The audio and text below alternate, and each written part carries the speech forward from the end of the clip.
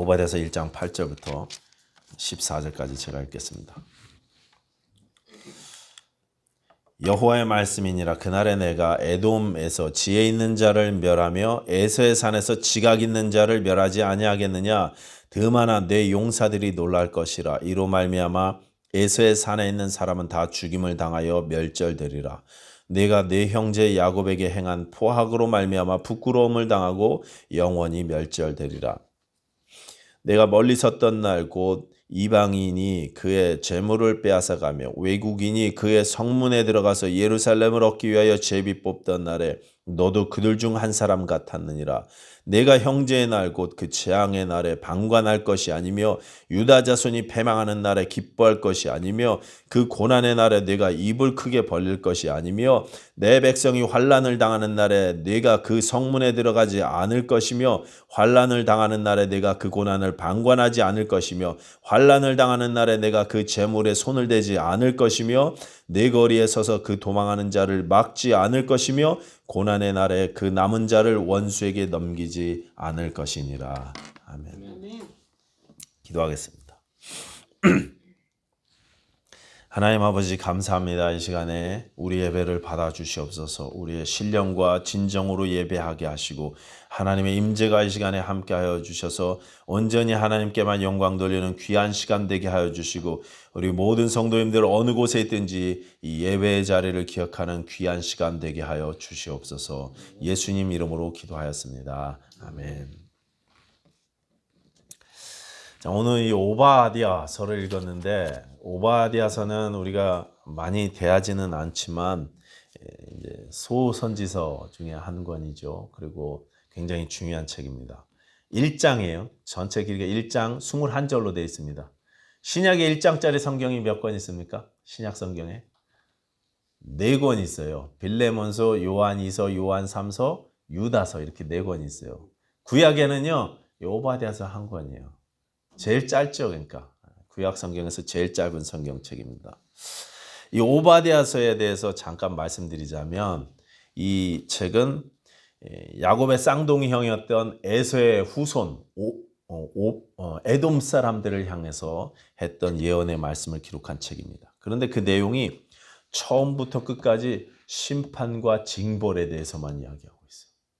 처음부터 끝까지 계속 그렇게 갑니다. 보통 다른 예언서들은 심판을 말씀하시다가 나중에는 위로와 회복을 약속해 주시고 끝내는데 너희가 회개하면 이렇게 회복시켜 줄 거야 이렇게 말씀하시고 끝내시는데 오바댜서는 그렇지 않습니다. 처음부터 끝까지 일관되게 심판만 이야기하세요. 물론 마지막 부분에 이스라엘 나라는 회복될 것이다 라는 약속이 나오지만 이 예언서의 대상 민족인 에돔에 대해서는요 끝까지 무서운 말씀만 선포하시는 것입니다. 이 오바댜라는 선지자가 누군지는 잘 알려져 있지 않습니다. 구약에 오바댜라는 인물이 총 13명 나와요. 13명이 나오는데 그 중에 이 선지자가 들어있지는 않습니다. 이분이 누군지는 잘 모르지만 그 이름의 뜻이 하나님을 섬기는 자다, 하나님의 종이다 이런 뜻으로 봐서 신앙이 굉장하겠죠. 신앙이 좋은 분이셨던 것 같습니다. 그런데 이 오바댜라는 선지자가 왜 이토록 에돔에게 이런 신랄한 비판을 가했는가?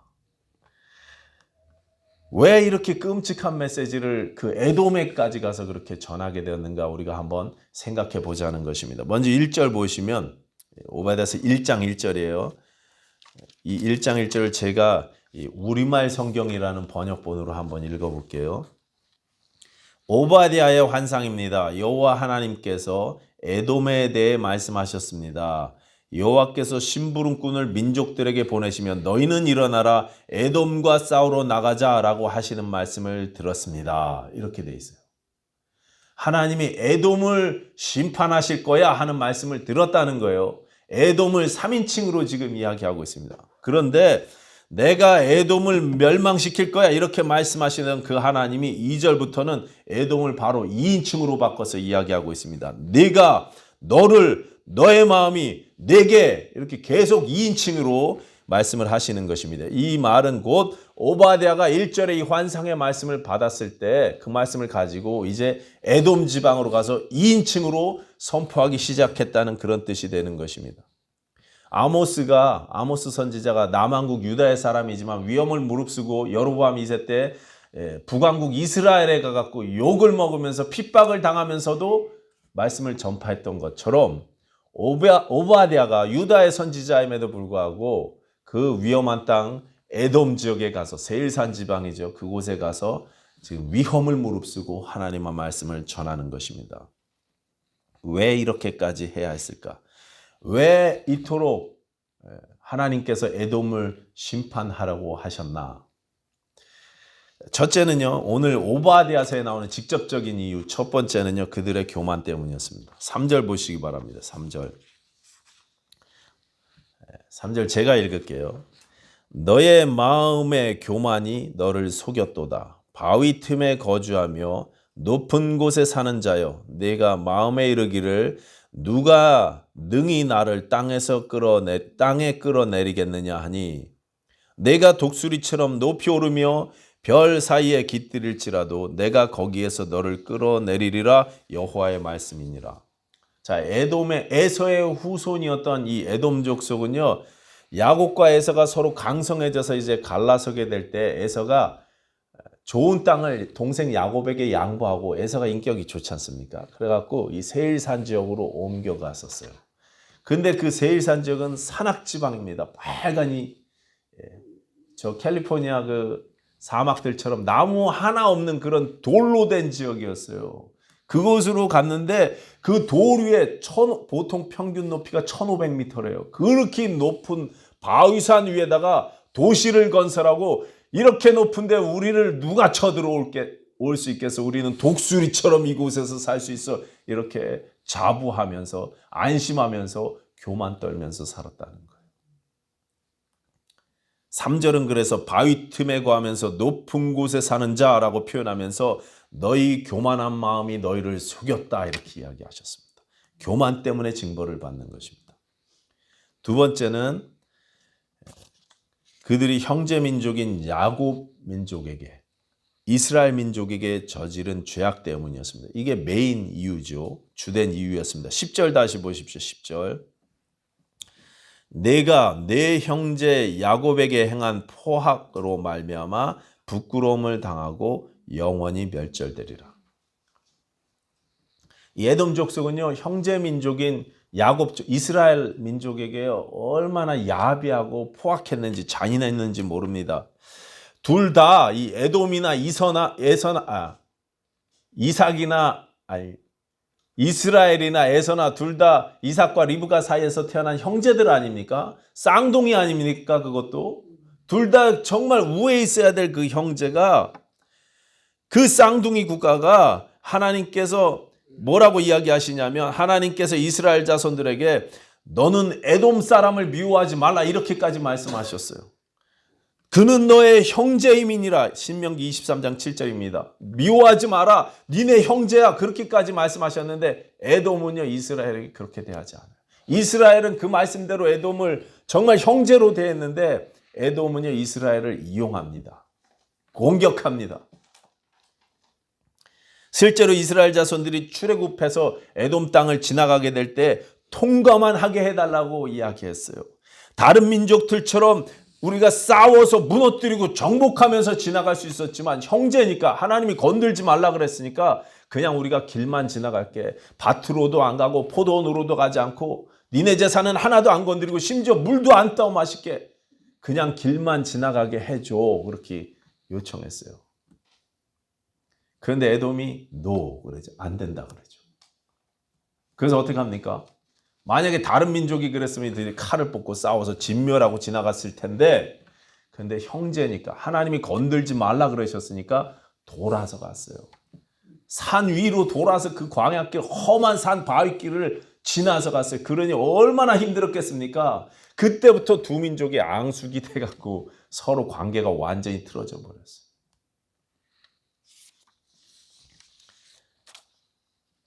그런데 그들의 포악이 그것만이 아니었습니다. 때마다 이방 민족이 이스라엘 나라를 침략해서 들어올 때마다 이 에돔은요, 이 형제 국가를 돕는 게 아니라 오히려 그 침략자들을 도왔습니다. 침략자들과 같이 들어와서 같이 괴롭혔어요. 같이. 자기 동생 나라인데. 그냥 막아줘도 현찮은데 같이 괴롭혀요. 오히려 더 괴롭힙니다. 약함을 아니까. 가장 심각한 것은 유다가 바벨론에게 멸망당했을 때 11절부터 14절까지인데요. 여기 11절에 멀리 섰던 날 이렇게 시작하지 않습니까? 네가 멀리 섰던 날 이렇게 되는데, 멀리 섰다는 말은요, 너가 반대편에 섰던 날 이런 뜻입니다. 바벨론이 들어와서 유다 땅을 끔찍하게 무너뜨리고 망가뜨리고 침략하고 짓밟을 때, 그때 반대편에 서서, 유다 편에 서서 도와주는 게 아니라 반대편 바벨론 침략군의 편에 서 갖고 같이 무너뜨렸다는 것입니다. 함께 편을 먹고 그들과 같이 들어와서 막기는커녕 오히려 더 부추겼다는 것입니다. 그래서 하나님께서 말씀하십니다. 너는 그러지 말았어야 했다. 너는 그러지 말았어야 됐다. 12절, 네가 방관하지 말았어야 했다. 기뻐하지 말았어야 했다. 입을 크게 벌리지 말았어야 했다. 입을 왜 크게 벌려요? 좋아서 공돈 생기니까.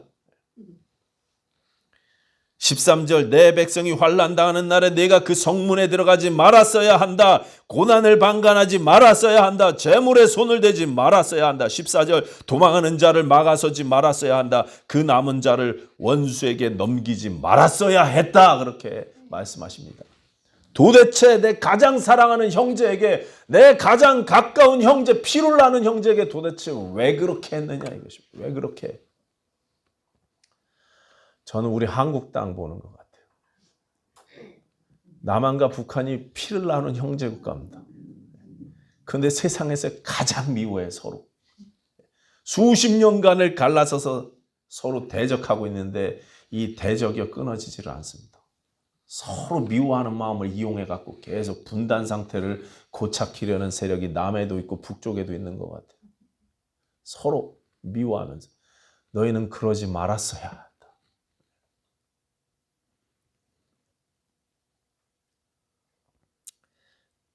죽이고 약탈하고 남아있는 자들을 잡아다가, 숨겨주는 게 아니라 잡아다가 잡는 족족 다 원수에게 넘겨줬습니다. 형제인데 어떻게 그럴 수 있느냐 이 말씀입니다. 그래서 심판하시겠다고 말씀하셨어요. 그리고 나서 이제 이스라엘 백성, 이 야곱 백성은 회복시켜 주시겠다는 것을 약속하는 부분이 17절부터 끝까지입니다. 여기 17절에 야곱 족속이라는 말을 이제 요즘 우리 교회 시대, 신약 시대의 말로 이야기하면 우리가 영적 야곱 족속 아닙니까? 영적 아브라함의 후손 아닙니까? 그러니까 교회로 이렇게 바꿔서 읽을 수 있어요. 그래서 요즘 이제 교회로 바꿔서 읽으면 이렇게 이야기할 수 있습니다. 오직 17절입니다. 오직 하나님의 교회에는 구원받은 자가 있으리니 하나님의 교회는 하나님께서 분리시켜 놓으신 거룩한 자들이 될 것이며 하나님의 교회는 약속하신 유업을 누리게 될 것이다. 결국 교회가 이기게 될 것이라는 그런 말씀입니다. 예수의 이름을 가지고 사는 성도들은 결국 하나님께서 붙잡아 주시겠다는 약속인 것입니다. 믿음으로 사는 성도들은 삶에 어려움이 와도 고난이 다가와도 결국 이긴다는 약속의 말씀인 것입니다. 가장 가까운 사람들이 나에게 상처 주지 않습니까? 어떤 경우는요, 상처 이상으로 피해를 주고 끔찍한 아픔을 주는 경우가 있어요. 예수 믿는다는 이유로 학대받고 핍박받고, 물론 미국이나 한국에는 그런 일들이 많지 않지만 아직도 제3세계 국가들이나 다른 나라들은요, 저 중동 땅에는 예수 믿는다는 이유로 핍박받는 사람들이 너무나 많습니다. 가장 가까운 사람들에게 보호해줘야 될 사람들이 오히려 공격해요, 신앙 때문에. 그러나 너희가 이기게 될 거야, 이렇게 말씀하시는 것입니다. 내가 너희를 지켜줄 거야. 내가 갚아줄 거야. 여기까지가 오바댜의 내용입니다. 어쩌다가 이 두 민족이 이렇게 앙숙이 되었는가? 어쩌다가 에돔은 이렇게 하나님의 심판을 받는 죄악의 자리에까지 떨어졌는가? 성경은 그 시작이 그 조상 에서 때부터라고 그렇게 말씀하고 있습니다. 장자의 명분을 가볍게 여겨서 팥죽 한 그릇에 팔아넘겼던 에서를 성경은요 망령된 자다 이렇게 이야기하고 있습니다. 악한 자라고 말씀하시는 것입니다. 히브리서에 나오죠. 왜 에서가 악한 자고 왜 에서가 망령된 자입니까? 거짓말은 야곱이 했어요. 거짓말은. 사기는요 야곱이 쳤습니다. 에서는 오히려 효자였고 에서는 온건한 사람이었고 동생을 죽이고 싶었지만 연로하신 부모님 때문에 효자라서 자녀들끼리 싸우는 거 부모님이 보시면 안 되니까 참았어요. 에서는 굉장히 나이스한 사람입니다. 용서도 에서가 했어요. 나중에는. 안 그렇습니까? 계속 수쓰면서 다가오는 동생을 기꺼이 용서해 줬던 사람도 에서였습니다. 그리고 나중에 동생과 재했을 때는 동생이 또 속이고 옆으로 아버지가 계신 브엘세바로 가지 않고 옆으로 샜는데도 불구하고 문제 삼지 않습니다. 거기서도 거짓말하지. 형한테 간다 그러고 안 가죠. 거짓말이 입에 뱄어요. 아주 야곱은. 그런 사람이었어요. 에서는요 굉장히 나이스했습니다. 인간적으로 그렇습니다. 동생과 죄했을 때는 동생 집안을 위해서 자기가 살던 땅을 기꺼이 양보하고 산지 지역으로 세일산 쪽으로 기꺼이 떠나갔던 사람이 좋은 사람 에서였습니다. 그러나 성경은 그가 망령된 자라고 악한 자라고 그렇게 말씀하시더라는 거예요. 왜요? 하나님의 약속을 영적인 축복을 가볍게 여겼기 때문에 그렇습니다. 영적인 것에 관심이 없어요. 오직 세상 내 뱃속에 들어오는 음식에만 관심이 있습니다. 어떻게 하면 시간당 페이 좀 더 많이 받을까? 어떻게 하면 보너스를 좀 더 많이 받을까? 어떻게 하면 좀 더 좋은 직장에 다닐 수 있을까? 그런 것만 온통 관심이 있어요. 사람은 나이스하고 굉장히 좋은데 온통 관심이 세상 것에만 있습니다. 하나님 나라엔 도무지 관심이 없어요.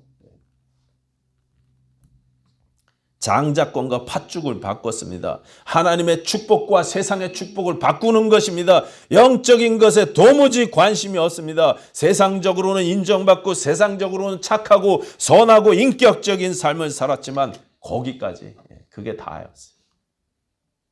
하늘에 관심이 없고 하나님 나라에 관심이 없는 삶을 살았습니다.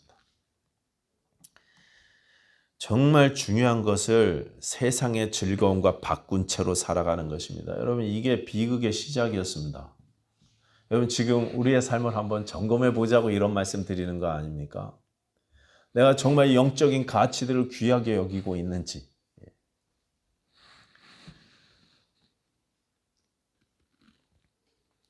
뭐가 중요한지 모르고 정말 중요한 것을 별로 중요하지 않은 것과 바꾼 채로 사는 삶, 망령된 삶인 것입니다. 어리석은 삶인 것입니다. 저 텍사스 휴스턴의 헌스빌이라는 도시에 있대요. 근데 그 헌스빌이라는 도시에는 미국에서 제일 큰 교도소가 있다고 합니다.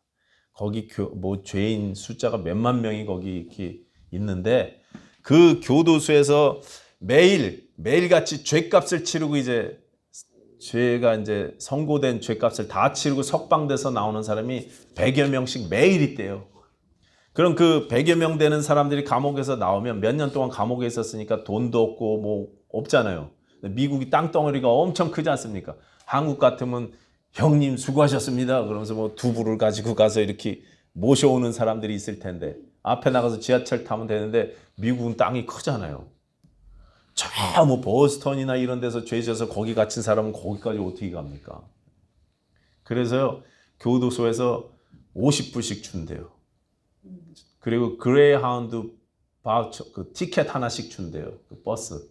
그래서 이제 교도소에서 나오면 그 앞에 정류장에 가서 그 돈으로 요기 잠깐 하고 그리고 고향으로 가면 되는 거예요. 어디나 갈 수 있는 버스표를 하나 준대요.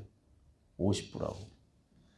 근데 교도소 밖을 나오는 사람들 중에 많은 수가 그날 갔다가 도로 잡혀온대요. 왜요?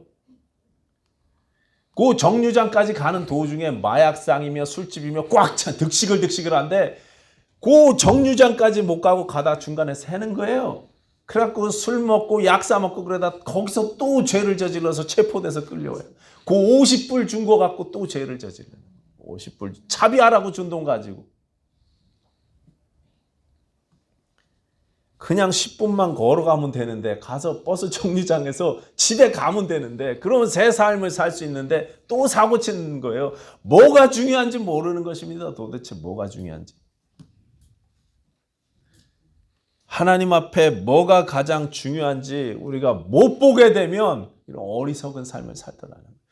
땅의 것만 매여서 그냥 이 땅의 것만 붙잡고 살게 되더라는 것입니다. 하고 막 통장에 돈이 좀 쌓이면 막 얼굴이 환해지고, 통장이 막 바닥나기 시작하면 얼굴이 막 죽상이 되고, 교회 와서도 괴롭고 말이죠.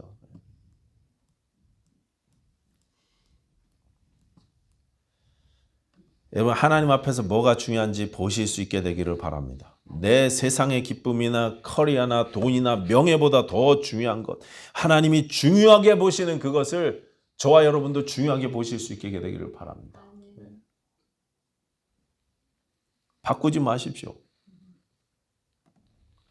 에서는 장자의 명분을 가볍게 여겼습니다. 경멸했다는 뜻이에요.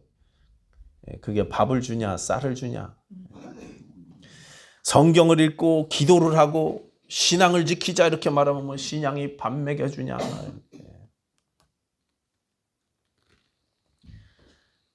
뭐니 해도 이게 최고라고 그러가면서 말이죠. 한국 속담이 아주 그냥 안 좋은 게 많죠. 개같이 벌어서 정승처럼 쓰면 된다고. 아주 속담이 그야말로 개 같아요. 아주. 개같이 벌면 안 돼요. 그렇지 않습니까?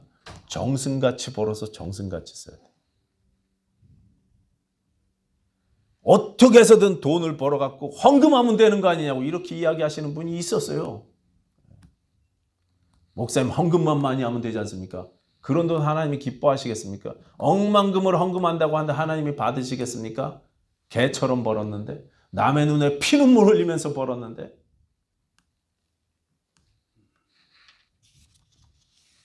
다른 사람 눈에 눈물 흘리게 한 돈, 죄악으로 버는 돈, 속여 빼앗은 돈, 그런 돈으로 하나님을 기쁘시게 해드릴 수 있겠느냐고요. 절대 그럴 수 없죠. 뭐가 중요한지 헷갈리니까 막 바뀌는 거예요. 막 바뀌는 거예요.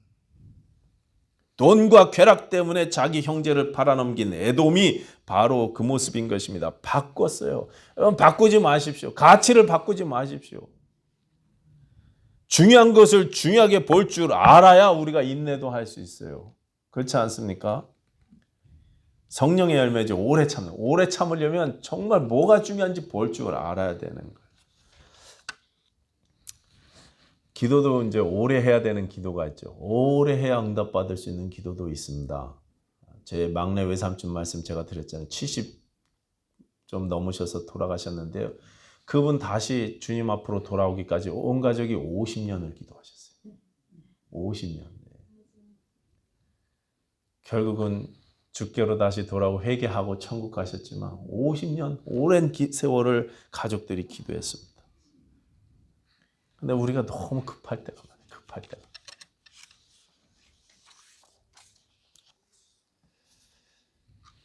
그냥 배고프다고 장자 명분이고 뭐고 신앙이고 뭐고 다 필요 없고 이 배고픈 거나 빨리 좀 해결하다고 팥죽 좀 달라고. 너무 급해요. 그래서는 안 된다는 거죠. 급한 것보다 중요한 것에 신경을 쓸 수 있어야 한다는 것입니다. 그럼 기억하십시오. 뭐가 중요한지 분별하시게 되기를 바랍니다. 내 삶에. 육신의 쾌락보다 영혼의 건강이 우선이에요. 육신도 중요하게 생각해야 하지만 그것만 우선시해서는 안 된다는 말씀입니다. 돈이 정말 귀하고 중요한 것이지만 돈 때문에 관계가 망가지고 돈 때문에 내 영의 병이 든다면 그건 안 된다는 거예요. 여러분, 일보다 예배가 우선입니다. 아시죠? 네, 일보다 예배가 우선이에요. 그리고 예배보다 관계가 우선입니다. 다시 말씀드릴게요. 잘 들으세요. 일보다 예배가 우선이에요. 예배보다 내게 허락하신 관계가 우선이에요.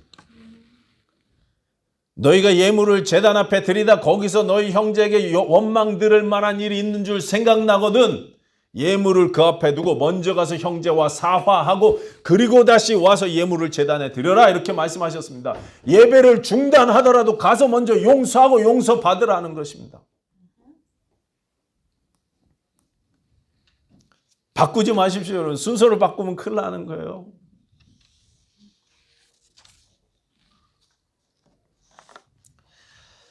오늘 이 오바댜서의 무서운 예언의 말씀을 대하면서 하나님께서 우리에게 뭘 원하실지 우리가 다시 한번 진지하게 생각했으면 좋겠습니다.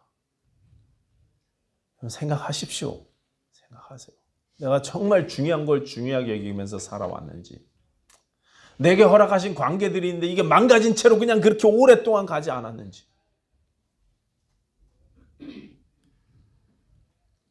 찬송 가사처럼 이사야 말씀에 나오는 찬송 가사처럼 오래 황폐된 이 땅에 순결한 꽃들이 피어날 수 있도록, 그냥 오래 황폐된 이 땅이 그냥 방치된 채로 남겨진 그런 관계들이 내 삶 가운데 있지는 않은지, 그게 얼마나 중요한데 내가 그냥 무시하고 하나님께서 그렇게 말씀하시는데 내가 거부하고 순종하지 않은 관계들이 있는지 여러분 점검하십시오. 반드시 점검하셔야 돼요. 반드시.